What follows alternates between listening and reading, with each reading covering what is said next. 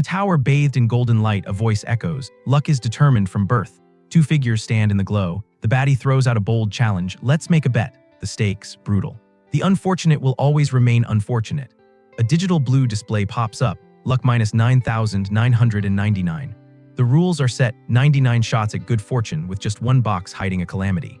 The girl dares him to test his luck. Our boy, the main character, just stands there like, "Why did I end up like this?" Bros seriously pondering life's cruelty. Then boom, scene change. A fire truck crashes into the hospital the moment he's born. Deadass, that's his origin story. From day one, elementary, middle, high school, man was cursed. Fevers right before exams, bad omens nonstop.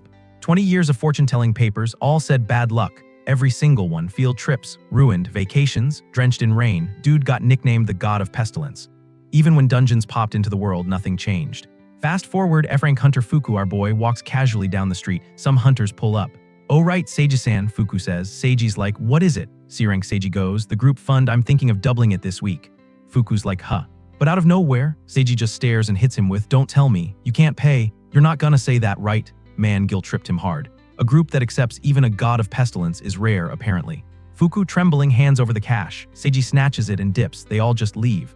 Fuku stands there stunned, eyes wide. Seiji's final words echo, "We'll be working separately." Translation, Fuku's on fundraising duty solo. They call it a group fund, but it's basically just a tax on his life. Scene shifts again. Our boy's out in the rain, soaked to the bone, but deadass unyielding. They call him useless, yet here he is, carrying the team. Cut to home, he's praying, then a candle falls, boom, house on fire, bad luck strikes again. Next, he's at the Dungeon Hunters Guild. Girl at the counter asks, "Alone again?" He nods. "Yeah." Hunters nearby start whispering. "That guy, if you get too close, someone dies." Approaching him, not a joke, a storm brews overhead, lightning everywhere. Our boy walks up to the goblin cave like it's another Tuesday. He's been here before. Alone, always alone. A worker goes, "Let's seal the place just in case." Sign goes up, "No entry," not for his safety, just protocol. Someone asks if any hunters are still inside. "Nope, impossible. It's the annual Goblin Festival." Translation. Guaranteed death, everyone knows. The dungeon is sealed. Inside, everything's weirdly quiet. Our MC senses something's off. He reassures himself, "If it's goblins, I can handle it." But then eyes, glowing yellow eyes in the dark, sending chills down his spine. "What is that?" he mutters. Suddenly goblins, dozens, charging our boys like, "That's a goblin, right? What is going on?" He starts running. Up above, a girl watches, curious. He runs, loses his backpack, cornered at a cliff. A dead end, he's panicking. "No choice, I'll fight here." He draws his weapon, crack, it shatters. "It broke." Goblins close in, claws out. Our boy's scared stiff, gripping the broken blade. Then the ground collapses, he's falling. Our boy hits the ground, literally and mentally, then scenes shift. Silence, he blinks. "Am I alive?" Sitting across from him is a baddie, straight up radiating menace and intrigue. She smiles. "You are interesting." And with that one line, our boy realizes he either hit the jackpot or got cursed twice. She wonders aloud, "Is it immense luck that brought you here or just absolute unparalleled misfortune?" Our boy's like, "What do you mean? Who even are you?" She stares him down. Confident, calm, "Me, I'm," dramatic pause, "the god of luck." Ayo, the air around her starts pulsing with glowing symbols. Chests sparkle into existence. Magic literally flexes off her. She stands there divine AF, surrounded by glowing cosmic loot boxes. Our boy, bro, seems shocked. "You have good luck, huh?" she teases. Then she gestures grandly at the 100 chests. "Here, 99 lucks and 1 calamity. If luck's on your side, you might just upgrade from miserable to mildly tolerable." She's pushing him to gamble. "Come on. It's a game of chance." Our boy looks like he's seen death, or maybe he's just appreciating the view from below. Either way, he's not okay. Then she leans in, smiling with pure chaos in her eyes. "Don't be so afraid, lucky adventurer." She says he's earned a reward, but nah, she won't hand it over. Where's the fun in that? "As a proper god of luck," she grins, "I propose a bet. 1 calamity, 99 wins. Statistically, you're fine if you're average." But she ain't taking no for an answer. "Choose." If he refuses, he's stuck in her dungeon forever. She shrugs like it's no big deal. "Honestly, I don't really care." Our boy's like, "Bruh, I've never been lucky," but somehow he picks a chest. And guess what? Of course it's the one, the calamity. Flames, purple and black erupt, swirling around him. The girl just watches, fascinated. "Oh wow, I can't believe you actually, 1 in 100, and you hit it. I got to see something really interesting." Our boy lies there, consumed by the aura. Digital screens blink to life. A notification flashes, catastrophic skill acquired, great inversion. This thing, it flips everything. Every skill, every point, every gain reversed. The worst debuff in the history of existence. "What's happening to me?" he cries out. And the annoying-ass goddess, she just smirks. "If you're gonna hate someone, curse your own lack of luck." Then she adds, "If you worship me, maybe I'll give you another shot." But before he can even react, chaos explodes again. Water and light surge from nowhere. A whole torrent floods the area. He's dragged into it along with the goddess herself, even she's struggling now. The water swallows them both, our boy flailing. Did a hot spring just erupt? Through the chaos, a thought hits him. In the end, I'm just a loser, huh? Then something changes. Glowing yellow numbers appear in the air, ticking upward like crazy. Our boy washes up next to a steaming pool, gasping for breath, soaked, bruised, but alive. I can't believe a hot spring actually burst out. Then it hits him. Wait, something was wrong with the goblins. He turns and yeah, they're back. And they're different, more aggressive, more organized. And then she shows up. The Goblin Queen, towering, terrifying, and eyeing him like a prize. Our boy puts it together. Once a year, goblins hunt for a mate for the queen. And today, yeah, it's that day. Let's all take a minute of silence. I wouldn't wish this fate on my worst enemy. The goblins advance faster, louder, and with way more confidence than any goblin should have. Our boy, he does the only thing he can. He runs, trips, falls flat. Panicking, he grabs the nearest rock and hurls it. Yeah, the goblins don't even blink. They just stare at the pebble like, was that it? Bro's cooked. But then somehow pure dumb luck activates. The rock bounces. Hits another rock. That one knocks loose a chunk of stone, which hits a bigger one, which hits an even bigger one. And then boom. A massive boulder falls and crushes a goblin flat. Our boy's jaw drops. Silence. Then crack. More rocks fall. The entire cave starts rumbling. Our boy looks up. Oh no, this is bad. The ceiling collapses in a chain reaction. Flaming red light, debris flying. One by one, goblins get wiped out in the chaos. And our boy, still standing there like a deer in headlights. Can this guy do anything other than be scared or shocked? Dust settles. The whole army is done for. Rocks everywhere. Silence. Except for one, the queen, she's still standing. He looks her dead in the eye and mutters, this is bad. And it gets worse. Her gaze, not furious, not vengeful. She's in love, not the good kind. Our boy just freezes. Nope. Nope, nope, nope. He bolts. Sprinting with every ounce of fear in his soul. I'm definitely cursed, he screams, booking it out of there. Then randomly, he finds a weird golden object, swirling patterns, magical as hell. What did I just pick up? He doesn't know. We don't know, but it looks hella cursed. Then he hears Seiji's voice in his head. The items you find should benefit the whole group. Our boy just squints at it and goes, yeah, no, this screams cursed. Scene shifts. He's walking through the city, lost in thought. That day, he came to a realization. Maybe luck really is something you're just born with, etched into your soul, unchangeable. But we get a flash of the future, the queen of luck crying. Our boy glowing with pure electric energy, standing against a beast the size of a house. A red, muscle-bound, overgrown cow. And our boy, he doesn't flinch. One day he'll learn luck isn't just fate, it's power. And power changes everything. Our boy's holding the item, about to hand it over to the group. He's thinking, I hope they don't get mad. Then again, no matter how I look at it, this thing's cursed. Just then, a woman notices him. Scene shift, indoors. A heated convo's already going down. A girl with, let's just say, 2 massive assets storms up and demands answers. She wants to know where the money's at. But our boy, all he got from the Goblin Queen was a so-called worthless trinket. The group's not happy. Stop messing around, they bark. Seiji's fiddling with the item, trying to play peacemaker. Now, don't get mad, guys. He tries to downplay it. Says it's worthless, yeah, but like maybe still useful. Let's not waste it. Fukutaro looks worried. Are you sure about this? Everyone sighs. Fine, whatever. They'll let it slide. Seiji, with that smug energy, stretches his hand out. All right, hand it over. But then she interrupts. The same woman from earlier. Hold up, she says. You just said analyze, didn't you? And that it has no value. She steps forward.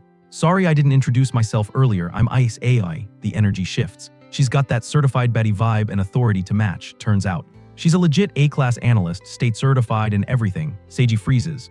No, don't say it like that. It sounds bad, he tries to cover. This is a legitimate transfer. This kind of stuff happens between teammates all the time. Yeah, sure, buddy, but Ice is not buying it. She calls it out for what it is. That's not just any item. That's a legendary class artifact.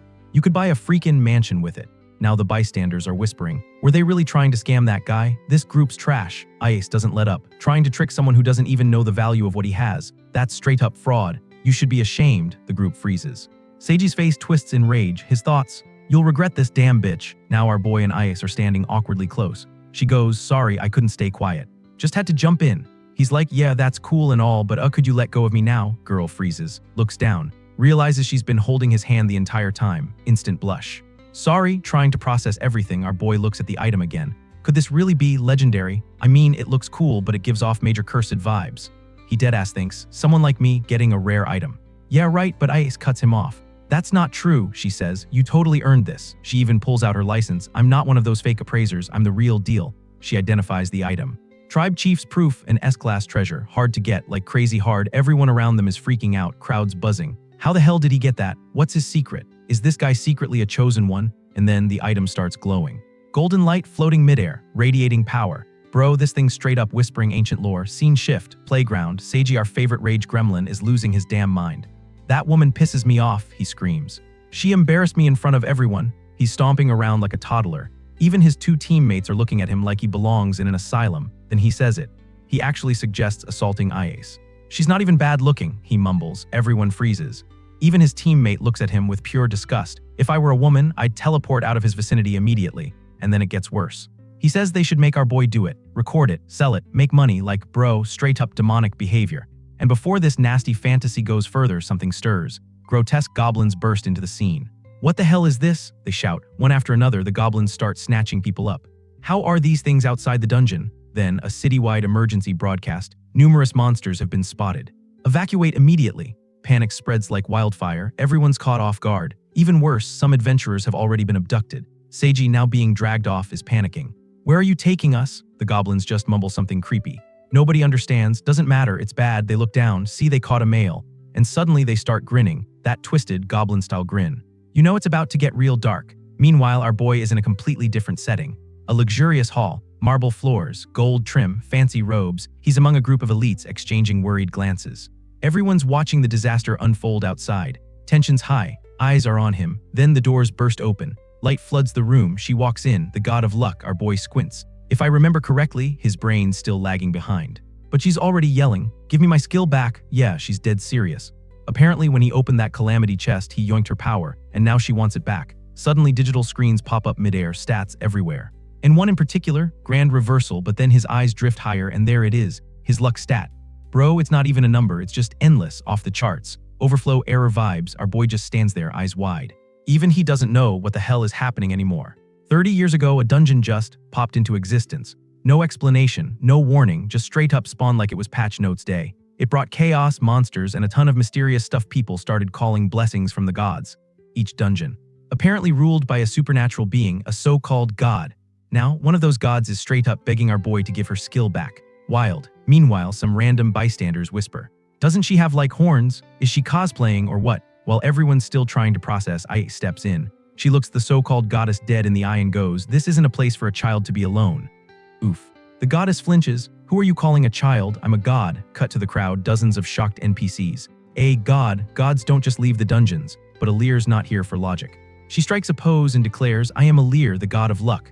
"Bow your heads," someone in the back. "And what does the god want exactly?" Alir takes a dramatic breath and says, with all the emotional acting of a high school drama club, "This man took something very precious from me." Yeah, everyone immediately thinks she means that. You know what I mean. Poor Fukutaro, our boy, starts panicking.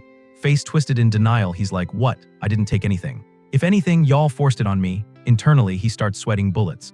Wait, does she mean that cursed skill? Disaster, the grand reversal one, then scene jump. The goddess confirms it, and she's not playing anymore. "Give it to me already?" Ice looks shook. Our boy's like, "Even if I wanted to, how?" But Alir doesn't care. She's done explaining. She says 2 words, "divine gamble." The moment she says it, the air itself starts glowing. Everyone's just staring, eyes wide, jaws dropped. You could feel the intensity through the screen. So what's this divine gamble thing? Well, it lets her turn anything into a bet. Stats, skills, money, looks, you name it, it's fair game. Hell, she can even gamble someone's life. And now, she wants her grand reversal back. Voice booming, eyes blazing, she demands it. Our boy? Yeah, he's forced to take part. Fast forward 2 hours. The goddess is now laying on the ground under the sun, completely naked. Our boy and Ice standing nearby, both looking mad uncomfortable. And listen, don't ask what happened.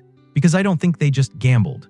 Turns out, the goddess lost 100 times in a row. She's curled up in defeat. And honestly, I don't even know if this part's gonna make it past YouTube's content filter. Trying to salvage the moment, our boy goes, at least let me give you back the dungeon management rights. It'd be an honor," but she just screeches, "Shut up, one more bet." Sis has nothing left.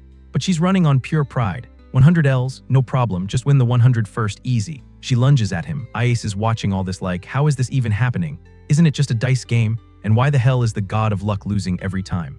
Goddess takes another L. Ice can't take it anymore. She turns to our boy, "Can I see your stats for a second?" He shrugs. "Sure, I guess." She reaches out, the air goes still. Then, "What is this?" Ice's face goes pale, she's stunned. His luck stat is absolutely cracked, like the kind of number you'd think is a dev console glitch. Our boy stammers, "What's so weird about it?" He feels a little guilty. "Sorry I was born," Ice's jaw drops. "This is way too high, I've never seen anything like this." But our boy just stands there, still in disbelief, because his whole life he's been unlucky. Cut to a flashback. People whispering about how he survived a disaster when no one else did. Him, alone in the ruins, thinking, "Good thing it wasn't my house." At one point, he even called himself a misfortune god, believing he only brought bad luck to others. His own party once said he knows he's being used, but he's too scared to lose the only place where he belongs. Our boy had to just sit there and hear all of that. Then, he walks into the room like nothing happened. "Hey, welcome back, Fukyutaro-kun." They immediately ask how his luck was today. Yikes, back in the present, our boy thinks this has to be a mistake. He reflects, "I average 9 accidents a year, bruh, but now the impossible's happening." Grand reversal might have flipped his entire existence. Misfortune turned into a completely busted ability. The stats were so low, they looped around and became divine. Even after all that, our boy still can't process it. So yeah, turns out grand reversal flips more than stats. It literally turns misfortune into straight-up divine favor. Everything that should have gone wrong becomes a chaotic W our boy's still processing. Meanwhile, the goddess, still salty from 100 Ls in a row, just goes, "Can I at least get my clothes back?" She gets dressed, sulking, then points out the obvious. The fact that our boy even survived this long, a statistical miracle. Normally, when your luck stat is that low, you just die, but him, he kept failing, kept living. Somehow that became his power. Scene shift, back to the real world. Seiji bursts into the facility looking like he just fought a bear and lost. Fukyutaro stands calmly, watching this manchild rage his way into the room. Seiji screams, "Don't play dumb," he's pissed. He thinks our boy used the clan chief emblem against him, which honestly is kinda true. "The best you could have done," Seiji snarls, "was stay still and serve as my power source, damn you." Then he activates its skill. Knife throwing, he goes for a kill shot. Our boy jumps, watch out, trying to protect his 2 waifus like a true protagonist. But the knife, it bounces off the goblin emblem strapped to his back pouch. Then ping, pang, crack. It ricochets upward and slices through the massive chandelier overhead. Crash. The whole thing comes down, glass shattering, dust flying, impact brutal, right on top of Seiji, finishing him off just like that. Our boy just stands there completely horrified. Meanwhile, the goddess walks over, deadpan expression, and goes, "Look closely, human. This is the power of luck." 2 types of luck collide. The goddess explains, bad luck attracts disaster, while good luck deflects it like some kind of divine Uno reverse card. So when Seiji launched his rage-fueled knife toss earlier, it was doomed from the start. Malice can't beat overwhelming luck. That thing ricocheted like a boomerang straight back to sender. Scene shift. Our boy? Yeah, he's not listening to any of that. Bro's currently stuck inside a ball of feathers. Why? No clue. Ice is trying to make sense of it. They were all blue birds, right? The goddess just brushes it off. Anyway, now you're a totally deranged luck monster. Apparently, if he digs into the ground, it'll be oil or gold. Luck has entered God mode, then she softens a bit. "Well, however it happened, that skill's yours now," she says. "You better take good care of it." Our boy in shock. "I still can't fully believe it, but thank you, really, honestly. Bro deserves it after the hell he's been through." The goddess flusters. Well, consider it a blessing from the god of luck and treasure it, okay?" Suddenly, Ice gets a call. She mutters, Alir-sama. She's literally standing right in front of me, but while our boy and the goddess are still in celebration mode, Ice grabs her from behind like, "Yeah, nah, congrats, but we've got a problem." She holds up the message. "Regarding your gambling habits, multiple complaints have been filed." The goddess blinks. "I don't know what you're talking about." Ice isn't buying it for a second. "Don't play dumb." Turns out, Alir's been recruiting people into her little faith cult by slapping them with a cursed skill and saying, "If you don't join, I won't give your blessing back." Straight up religious extortion. Ice loses it. What kind of nerve does it take to recruit followers like that with cursed magic? Alir tries to explain. "Well, I didn't force them, I just gave them a choice. Join or suffer." "Girl, that's not a choice, that's a threat." Then we find out being a god, it's basically a popularity contest. A god's rank depends on how many followers they've got. And Alir, she's currently ranked 71st out of 72. Ice asks, "So what happens if you lose your divinity?" The goddess just looks down and whispers, "I can't say it out loud, oh." Suddenly the mood shifts. Ice and our boy feel bad. They realize she's kinda pathetic. So in true soft protag fashion, they decide, let's help her climb the divine rankings. So they agree to help Alir-sama rise in divine rankings. The plan, raise her prestige with pure strength. Next stop, the Great Iron Labyrinth. This ain't no goblin cave, we're talking an A-rank dungeon. Unbeaten for 3 years, internationally feared. Survival rate 30%, entry requirement. C-rank minimum, our boy? Yeah, he's F-rank, literal dungeon fodder, but Ice reassures him. She's got a B-rank license, so it's fine. Still, as they approach, Fukyutaro flashes back to all the times he's been exploited. Used. Looked down on for being the unlucky one. Then, "Fukyutaro-san, what are you doing just standing there like an idiot? Come on." Voices from the girls cut through his emo moment. He snaps out of it. "Yes, ma'am," obedient boy mode activated. Meanwhile, suspicious people are watching from the shadows. Plots brewing, they step into the labyrinth. Ice comments there are all kinds of dungeons. But the fact no one's cleared this one. Yeah, she's not feeling good about that. Then Alir speaks up. What do you think a dungeon is anyway?" She explains, "Dungeons are trials from the gods, tests of faith. Blessings wrapped in death traps for the faithless heretics." Casual. Ice, serious now, warns them, "We're in uncharted territory, traps are guaranteed." Then she points at Fukyutaro. "Your luck might literally be our only hope." And immediately, Alir-sama, the god of dumbasses, opens a treasure chest. It's a mimic, of course. Ice yells, if a mimic eats you, it digests you to the bone. Then she gets caught too. Bro, these panels are wild. Let's just say the mimic's got hands, and it does not respect personal space. Both of them are screaming, save us, Fukutaro. Q, our boy, heroic, determined, pulls out his massive sword, relax. He charges in like a knight trips flails and somehow still manages to save the day. Absolute Chad behavior. After the chaos settles, he kneels beside them, voice gentle. Are you both okay? They're lying there exhausted. The author definitely got carried away with that scene. They're all lying there, barely recovered from the hentai mimic situation. Then our boy notices something sticking out of its creepy mimic mouth, a key. Before they can even react, boom. The stalkers from earlier pop out. Creeps be like, in the end, it was worth following them. They grab Ice, hold a blade to her and demand, hand over what you've got. The pressure hits. Fukutaro clenches his fists and suddenly crackling electric blue energy erupts from his hand. His eyes widen. Could this be the power of luck? The glow reflects off his irises. It's cinematic. He thinks of using it to rescue Ice, but then freezes. Because what if he misfires? What if she gets caught in it? He hesitates, just for a second, and that's when the floor gives out. The ground splits, the entire area crumbles, they all start falling. Fukutaro grabs Ice midair, holding her tightly, while the demon goddess clings to his legs. Gravity is unforgiving. Fukutaro, you're falling. You're falling, the goddess screams, then slips. And together, they all plummet into the abyss. A pit of darkness, no light, no end in sight. Next thing we know, the gang wakes up from the fall. Couple of scratches here and there, but somehow they all survived. Well, except for our boy, who's knocked out cold between thunder thighs. His luck really kicking in. Or maybe not, considering he's also got a big fat fist imprint across his face. The goddess, completely unfazed. All right, let's assess the situation. Anyone need medical attention? They look around. They're deep in the dungeon. Walls all ancient and cursed looking. And just to make things worse, there's no way we can climb back up. The other people who fell with them, still unconscious. Our boy looks at the strange key in his hand. He's thinking, was this really worth risking our lives for? Ie seems to echo the thought. Like, this better not be a rusty bottle opener. But hey, no time to doubt. The goddess yells. Let's head straight for the treasure, let's go. She immediately steps on a trap, of course our boy sighs. I have a really bad feeling, cue ominous buzzing. Thousands of bloodthirsty bugs start pouring out from the shadows. The goddess panics and leaps straight into their arms. And the whole squad, they dip. Now they're crawling through a flickering corridor, torches barely holding the darkness back. Last time they barely made it. Now they're relying entirely on one thing, Fukutaro's luck. And then he asks her.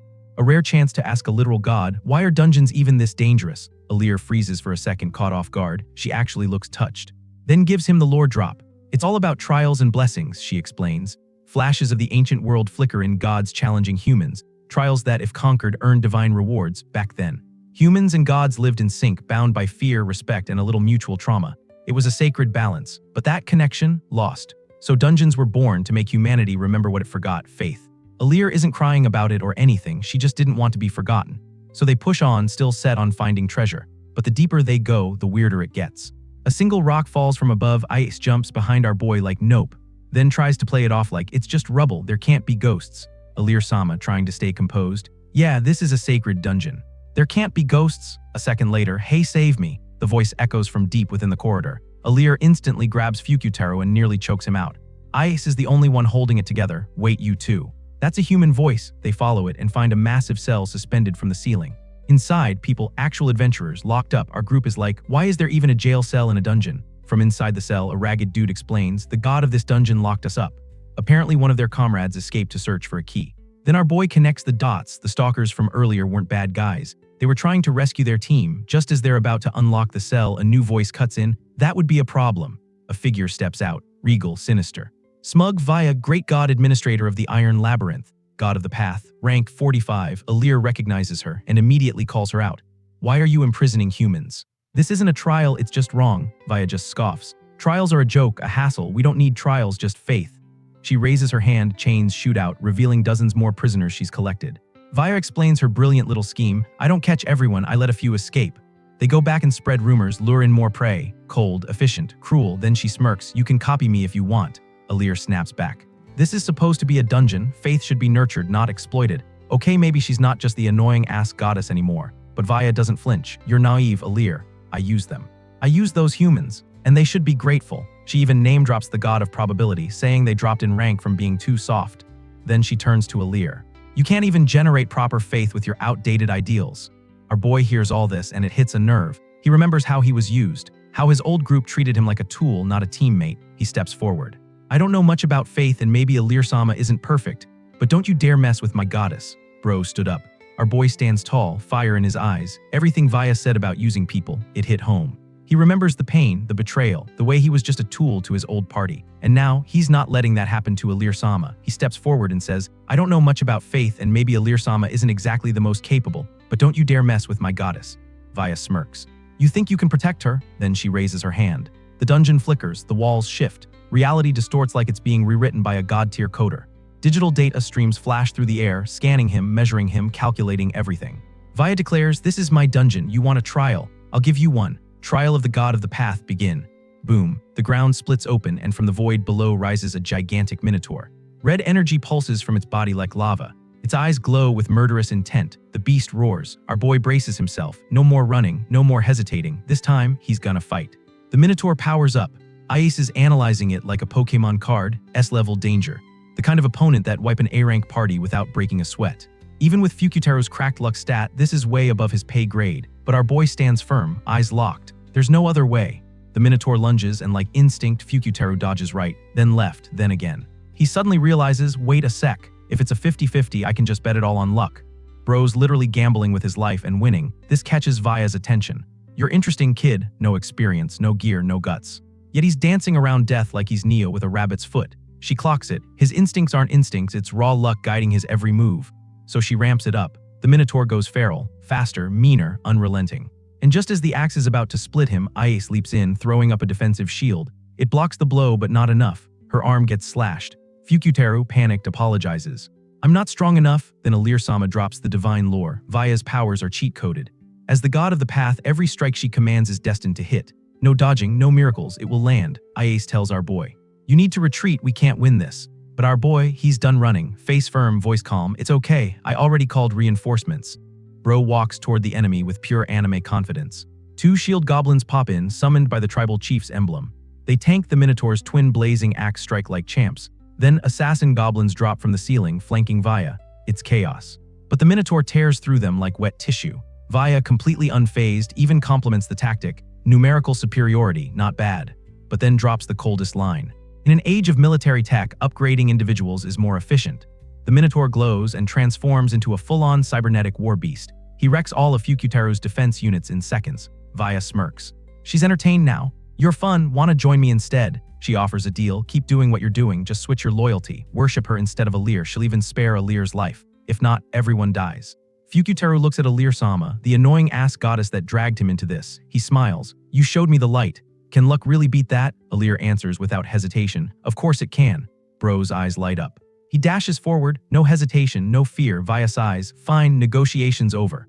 She commands the Minotaur a full-speed death charge, bullets blazing, but the gun jams, Luck's working overtime. Vaya doesn't flinch, no matter. I've got more, missiles homing in on Fukutaru. He jumps, uses the goblin's shield as a launch pad, straight at Vaya. The missiles follow him like heat-seeking karma. Vaya screams, are you insane? Are you trying to self-destruct? He smiles. Well, I guess that's what it means to bet it all on luck. Then a massive explosion engulfs the entire room. The explosion lights up the dungeon like New Year's fireworks, but we cut flashback time. Vaya in her prime, a god who watches over journeys and guides the lost. Sounds noble, right? But to her, just a glorified GPS girl. Once her role actually mattered, helping people find their way literally. But now, technology replaced her. Nobody asks gods for directions anymore. They ask Google Maps. That fear of being forgotten, it broke her. Back to the present, Vaya lies on the floor, defeated. Her monster's toast. And our boy, he actually did it. Fukutaru walks up, barely standing, and Alir just grabs him in a worried hug. You did something crazy, she says. Bro, sorry, I couldn't think of anything else. Then the adventurers that were trapped this whole time, they rush in. And they're not here to thank anyone, they're here for revenge. Vaya's down, powerless. And they're ready to end her. One guy screams, we were locked up for 3 weeks. If I don't kill her, I'll never have peace. But our boy stops him, grabs his arm mid-swing. Dude's confused, furious. Why won't you let me go, Fukutaru? Everyone's safe now, right? The rage starts to cool. The guy drops his blade, shaking. Meanwhile, Vaya starts crying. Tears hit the floor, nobody knows what to say. Even Alir and Ice just watch in stunned silence.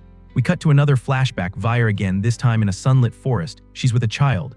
You mustn't go into the forest alone, she says softly. The kid nods. Thank you for the guidance. And for a moment, she was seen. Now we're back. A grand hall bursts into life, decorations, sunshine, music, celebration time. Congrats on conquering the great iron labyrinth. And ranking up, Fukutaru overwhelmed. Ah, thank you very much. Alir's hyped. Why are you so distracted, huh? You're the star today, get happy. He smiles softly. Sorry. It's just this is the first time someone outside my family congratulated me. Ice walks in with a massive cake, but she's still bandaged from the fight. Trips. The cake flies. Bro catches her and the cake in one smooth motion. Tremendous riz. Except the cake ends up in Alir's arms anyway. She just stands there hugging dessert all alone. Then it's time for loot. Fukutaro looks at his reward, the guiding sword Ariadne, literal legendary blade. Alir says, nice reward, sure, but I'm just glad we didn't end up as Vaya's disciples. Fair. Suddenly, an old dude appears, energetic AF. I'm Director Tamanaga, head of the guild. Everyone immediately bows. Good job, Director Tamanaga. He's vibing. Energy is everything in adventure. You're amazing, Fukutaro-kun. Fukutaro's stunned. Wait, why are you even here? Old man laughs. To give you this, he hands Fukutaro a glowing new guild card. For a second, our boy's in awe. Then the word Kamisaki flashes across the old man's glasses. Bro asks, wait, what was that? Tamanaga plays it off. Ah, nothing. Anyway, it's still a rank E card. Then adds, you really deserve at least a C though, keep it up. Fukutaro nods. Cue praise from the other adventurers. Unbelievable luck. Is this the work of the god of luck? Ice is like, Alir-sama, this is your moment. Go get those new followers. And the crowd starts chanting, long live the goddess of luck, long live Fukutaro, hope in the air. Vibes immaculate. Then a random armored dude walks up. Hey Mr. Fukutaro, with luck like yours, I want to ask a favor. Our boy's like, help someone. The guy, don't worry, there's a reward. And if your name spreads, your goddess gets more clout too. Our boy shrugs. All right, let's go. They walk off. Ice watches from a distance, confused. Then we cut again, some kind of beast lurking in the shadows. It sees everything. Knows Fukutaro's group. One of ours already went to stir things up, it says, then pauses. Maybe I'll have to step in myself. Back at the party, Alir's getting praised like crazy. She's basking in it. Everyone appreciates me so much, she thinks, equal parts grateful and confused. Then her mind drifts to him. All of this, it's thanks to Fukutaro, thanks to you. And then she goes, it's not much, but if it's you, I could totally make you my servant, you know? Too bad the man in question already dipped. Outside, Fukutaro's off doing side quests. He just helped some old lady find something her family's been searching for 200 years in 5 minutes. The armored dude he's with. Accepting a reward like it's standard protocol. Accepting things like this is just good manners, he says, deadass. Meanwhile, our boy's being exploited again, too nice to even realize it. They hand him a reward slice, but he tries to reject it. I can't accept this much, big guy laughs it off. Sir, didn't I tell you we'd give you a reward? Then hits him with, when you do good and get thanked, that's just how it goes. Their guild name, Believers of Mercator, the god of money. Yup, checks out. Fukutaro still hesitates, but they tell him they're looking forward to working again tomorrow. Meanwhile, Ai-san and Alir-sama are hiding in the bushes like jealous exes. Alir's salty. She's like, I care about that guy, but yeah, they care. Everywhere our boy goes, he's leaving behind miracles. Contracts closed, stock prices soaring, viral clout exploding. All thanks to Fuku-chan, they say. They're printing so much cash they don't even know how to spend it anymore. Golden armored bros treating him like their lucky charm. Alir-sama watching from the shadows, losing her mind. This dude is my servant. Then comes the next quest. A little girl shows up, crying her pet's been missing for 3 days. The big guy listens, looks sympathetic. Oh no, poor thing, then follows up with, so how much can you pay? Bruh, she freezes. I don't have any money, our boy's like, we don't need payment. If someone's in trouble, we help. But his squad, nah, the Mister's luck is a valuable asset, not something we give out for free. They literally throw the girl to the ground. Don't be spoiled, they say. This is a job, no money. Go home. Fukutaro knows this ain't right, but man's either still concussed from that boss explosion or just spineless. Ice is done watching. She steps out and slaps the guy to the moon. Dude crashes to the ground and Fukutaro just flinches like a squirrel. Ice snaps. Making money is fine, but putting a price on kindness, you should be ashamed. The armored dude's furious. You dare oppose the followers of the god of money? Fukutaro finally finds a brain cell, returns the cash, tells them he's out. I don't want to sell even my heart, bars, then turns to Ice. Sorry for worrying you, Ice blushing but soon Ray as always. I wasn't worried, it's just even if you get lucky, you don't change. Bro is flustered. Man's running on compliments and prayer right now. The gold goons. They're pissed, you embarrassed us. And then Mercator-sama appears, the god of money himself. He's a giant cat dripped out in gold, radiant as hell. The goons cry out, Mercator-sama. Teach them a lesson, but plot twist, Mercator teaches his own men a lesson instead. They run away, screaming apologies.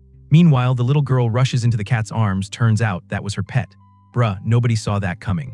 Our group is as shook as we are. Mercator notices Alir's horn sticking out of the bushes. Says, I could make you 2 real men my servants, but I'll pass, jealous women are terrifying. He tells them they'll meet again soon. Our boy and Ice just look confused. Then Mercator drops the final bomb. What, you didn't know? There is an emergency summon directly from Tamanaga.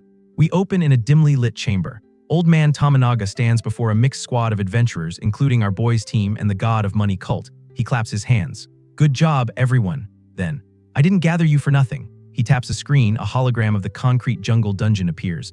34 square kilometers, growing nonstop. If we don't stop it, it'll swallow Japan in 3 months. Everyone's like, bro, what? Then 2 massive assets enter the chat.